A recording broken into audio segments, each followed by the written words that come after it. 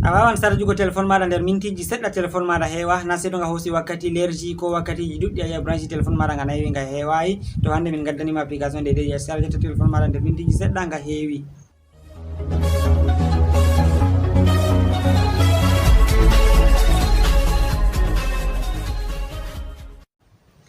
Assalamu alaikum warahmatullahi wabarakatuh. Sakiraɓe wondaɓe Jengol Placo TV, mi silminake ɗo moɗon mi hofni on kala gonɗon nder duniyaru fuu ɗum nder rawo moɗon Adamu Haruna. E hande min gaddani en tindinore banta mi wi on dede lawol ngol a tokkata sarja téléphone maɗa nder wakkati seɗɗa nga heewi. Ɗuɗɓe nder moɗon ɗo ƴama min dede jamde may ɗo ko faɓɓi nane ma minon bo dede ko marɗon haaje fuu kanjum min kabdata min giya min ɗaɓɓitoy min miditake min giya dede no min kabdata fu to neya hunde ma ɗo inde waɗo inde woodi min gaddana on vidéo ji man ɗo. Ɗuɗɓe nder moɗon ƴamti min dede application lawol ngol a tokkata a sarja téléphone maɗa. Ɗuɗɓe nder meɗen yake feere a tawan a branche téléphone maɗa amma hedde nga sarja nga heewa tawa goɗɗo feere nga hoosi banta awa 4 ko 5 ko 3 e ko nandi be majum a tawan nga neeɓi nga heewayi. Yake feere a tawan aɗo hafi a mari haaje nga heewa be law amma nga heewata be law. To dalila majum min gaddani application feere hande to a naftiri be application man ɗo téléphone maɗa to branche ngani nder wakkatire seɗɗa tan a yiyan nga heewi. To téléphone maɗa aɗon no branche nga waɗa deidei ko awa ɗiɗi hedde nga heewa to ɗo to hakkila ɓurata awa gotel ko awa gotel be minti isin sappo ko nandi be majum tawa nga heewi. Non to téléphone maɗa ɗon waɗa awa tati to hakkila ɓurata awa gotel be reta tawata téléphone maɗa nga waɗi nga heewi. To awa gotel nga waɗayno nga heewa bo to hakkila ɓurata nder minti 50 ko 50 a tawa téléphone maɗa nga heewi. Ɗum ɗustante deidei ni a yiyan neeɓi téléphone maɗa heewayi. Tami vidéo may ɗon ko fottana ɗuɓɓe nder meɗen hedde ko nasta nder vidéo may ha min tindina on dede no ka waritire may ɗo. Ɗum noon to ron sen kabde onon ɓen ɓe abonayi ndare saragal jungo moɗon ñamoɗon on ngel bindi boɗe yiɓe ɗo vindi abonné ma bo subscribe a habda mema dow bindi ma ɗo yanni garti ɓaɗeji sa mema ko kungel feere banta lenguru ɗo a yiyan ko garti hankon taton se mema ngel may ngel ɗo to ɗo on hokkatama kala nde min gerɓi vidéo kesol fuu ɓe gertunoyma message ɓe kolluma min gerɓi vidéo. Nonnoon min nottoro on ta gejjiti waɗugo like saragal jungo maɗa nano ɗon a yiyan alama kolel feere to a memi dow magel ne yiyan ngel warti blé to ɗo sawe diki a waɗi deidei like. Nonnoon ta partage ta jitu partage gol lien vidéo may ɗo ha nder groupe ji maɗa WhatsApp e Facebook e ko nandi be majum e wasakiraɓe ɗuɗɓe hamɓe waɓe nasta ɓe ndaara ɓe mbotoro e majum ta gejjiti accango min dede comment ji encouragata min holla min vidéo ji amin ɗi min gatta ɗo fottana on ngam may ɗo ta mi ɗuɗɗina on surutu e dille nder vidéo may ɗo ngiyen dede no ɗum tan mi salorago.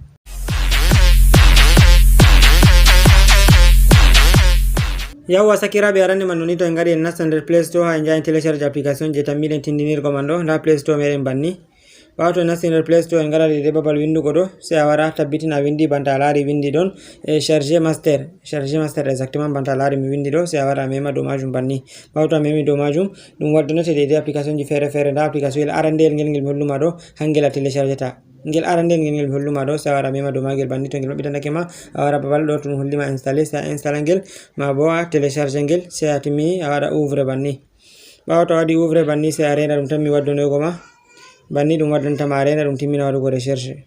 Ɓawo to ɗum timmini ɗum waddanima banni to ɗum waddanima banni a wawan ngara mema dow ɗo banni nda liñol ngol mi holluma ɗo se a mema dow magol banni. Ɓawo to a memi dow majum to ɗo jotta ɗum hokkata en gaɗen dede tindiniren e ɗiɗi boɗeji ɗo se a wara a mema dede ha ɓe windi chargé master man ɗo a laran ɗum ɗo mi tammi on ndara alama majum se a wara mema dow majum banni. Ɓawo to a memi dow majum ɗum waddanima se a autorise kungel ɗo rangel ɗo a maɓɓita ngel a mema dow magel banni se a waɗa autorisé. Ɓawo to a waɗi autorisé se a waɗa retour banni. Ɓawo to a waɗi retour se a loro a waɗa retour fayima banni se a loro a waɗa autorise ngel ma hangel ma maɓɓita ngel banni. Ɓawo to a maɓɓiti ngel se a waɗa retour. Ɓawo to a waɗi retour to ɗum waddanima banni ni a wawan jotta se a branche dede téléphone maɗa man jotta cuwa mi branche téléphone am jotta nda mi branche téléphone am jotta to ɗum waddanima banni a wawan loroɗa mema dow ngol chatol banni. Ɓawo to a memi dow majum ɗum waddanima a autorise kungel ɗo se a waɗa retour. Ɓawo to a waɗi retour ni ɗum waddanima ɗo se a wara a mema dow alama ok ɗo. Ɓawo to a memi dow ok ɗo jotta on dari nder téléphone am e charge se a wara nda ha ɓe windi débit mi tammi a laari ɗo to ɗum arandere maɗa naftirgo ɓe application may ɗo se a wara a mema dow ha ɓe windi débit banni. Ɓawo to a memi dow windi débit ɗo se a wara nda ɗo ha dede ɓe windi paramètre mi tammi on dari boɗɗum a wara ha ɓe windi paramètre da bo a wara a mema dow majum banni. Ɓawo to a memi dow majum se a wara dede nda kungel ɗo ɗo dow ɗo se a wara a maɓɓita ngel banni a wara a mema dow majum banni. Ɓawo to a memi dow magel ayi maɓɓiti ngel se a waɗa retour. Ɓawo to a waɗi retour se a wara nda ɗo ha ɓe windi dede alama ok ɗo se a wara a mema dow ok man banni. Ɓawo to a memi dow ok ɗo ni ça va to jotta téléphone maɗa to a nane ngel waɗayno 2 heures de temps awa ɗiɗi hedde ngel charge ni to hakkila jotta ngel ɓurata 1 heure de temps quelques minutes ko 1 heure de temps ngel heewi. To ngel ɗon waɗa 3 heures de temps ngel ɓurata waɗugo 2 heures de temps e ko nandi be majum a yiyan dede charge go téléphone maɗa may ɗo e yawa ɓe koyɗum. Jotta to a waɗi banni a timmini ni en haɗum to yiɗi to a wurtake nda dede application may ndan ngel ɗo ngel waɗi ngel joɗake mi tammi a laari wala ko yaluma jango bo to a waɗi a charge téléphone maɗa sey to a lori a wari e a active kujeji ɗo man ɗo déjà arti a paramètre metri kujeji mai fu da yummi fu a waran a sharja yiyan telephone mada dede yawa sharjugo na banta nane no isin be telephone ji en dayata nema